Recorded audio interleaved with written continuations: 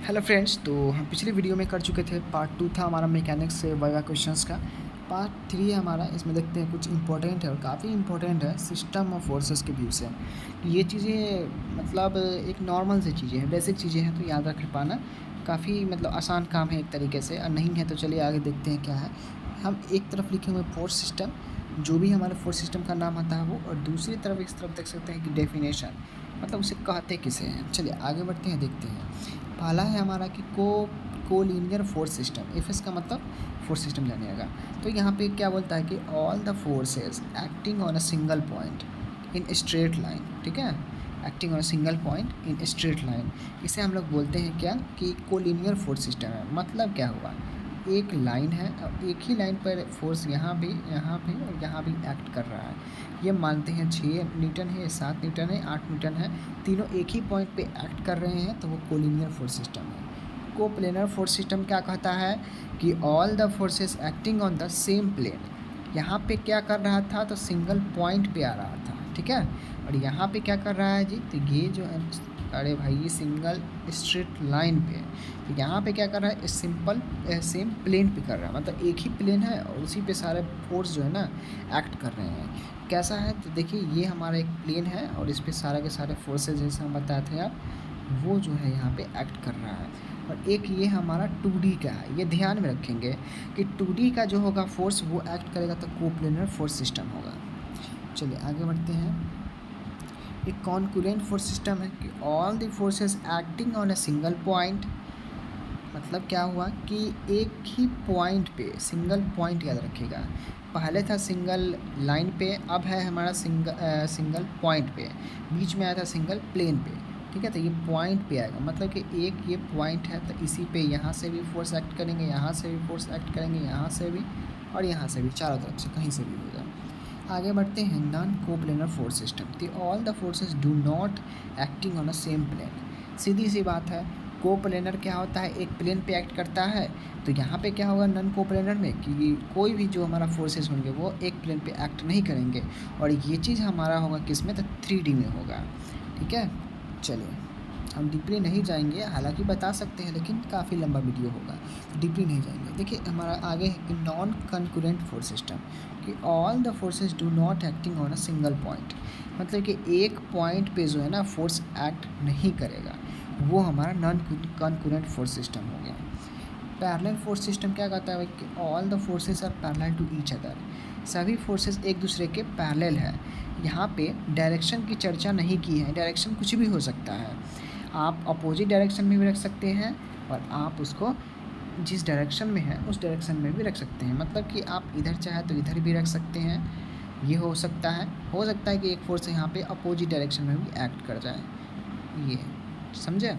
तो ये यहाँ पे चर्चाएं नहीं है, पैरेलल फोर्स सिस्टम है, वो चीज़ आगे होंगी जो देखिए आप हमारे साथ। लेकिन नॉन कॉन्करेंट फोर्स सिस्टम क्या करता है जी, तो चर्चाएं थी कि नॉन कॉन्करेंट फोर्स सिस्टम क्या करता है। सॉरी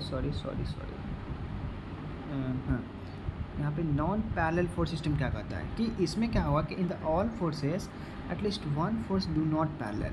कहने का मतलब है कि हमने ऊपर पैरेलल में देखा था कि सारे एक दूसरे के पैरेलल थे, डायरेक्शन कुछ भी हो सकता था, अपोजिट या सेम में हो सकती हैं।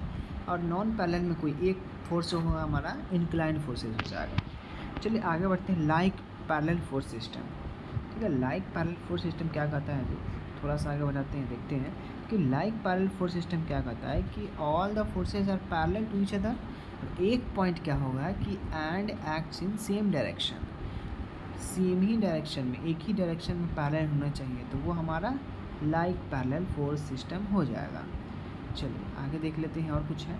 जी हाँ है, बिल्कुल है, अभी और मटेरियल है यहाँ पे। देखिए क्या बोल रहा है, अनलाइक पैरेलल फोर्स सिस्टम कि all the forces act are parallel to each other but at least one forces is different direction. सीधी सी बात है, एक देख सकते हैं यहाँ पे डिफरेंट डायरेक्शन में है, ये हमारा अनलाइक हो गया। देखिए थोड़ी सी हमने चर्चाएं कर ली है इसमें ट्रस के बारे में। ट्रस आपको हालांकि पता होगा, आप लोग बहुत ही बुद्धिजीवी हैं, अभी तो पता ही होगा अगर इंजीनियरिंग के छात्र होंगे तो, और इंजीनियरिंग के छात्र नहीं होंगे तो पढ़ क्यों रहे हैं, आप मूर्ख होंगे। चलिए आगे बढ़ते हैं। Truss is a engineering structure which is made by collection of two force members in the form of triangle। चलिए आगे बढ़ते हैं। यूजेज ऑफ ट्रस्ट क्या है, यूज कहाँ पे होता है ये। पहला चीज़ हमारा ब्रिज में, रूफ में हो सकता है, टावर में हो सकता है, और भी चीज़ें हो सकती हैं जो आप बता सकते हैं। आगे बढ़ते हैं टाइप्स ऑफ ट्रस्ट, ट्रस्ट कितने प्रकार के हैं उसके बारे में हम चर्चाएँ करते हैं। चलिए आगे बढ़ते हैं। हमारे साथ है 3 से सुंदर सुंदर ट्रस्ट के यहाँ पे types: perfect truss, imperfect truss या फिर deficient truss, redundant truss. Okay, चलिए परफेक्ट ट्रस्ट की बात कर लेते हैं कि a truss which has number of members is equal to the number of joints are called perfect truss. ये M is equal to 2j-3 और जे हमारा ज्वाइंट को शो करता है। ठीक है, यहाँ पे बराबर होने चाहिए, मतलब कि नंबर ऑफ मेंबर जो है ना, जो 2j-3 है, इस फार्मूले को सेटिफाई करना चाहिए।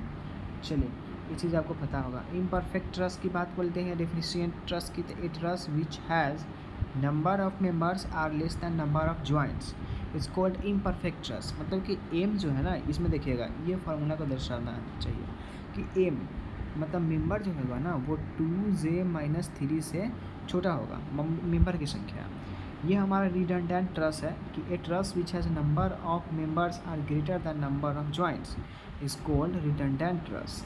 ये क्या बोलता है, तो एम यहाँ पे बड़ा हो जाएगा, मतलब क्या है कि मेंबर वो बड़ा हो जाएंगे 2j-3 से, और इसे सेटिस्फाई करेंगे ये। ठीक, चलिए आगे देखते हैं और कुछ है। अब तो कुछ नहीं है जी, चलिए यहीं तक स्टॉप करते हैं। शायद नीचे में है, नीचे है, सॉरी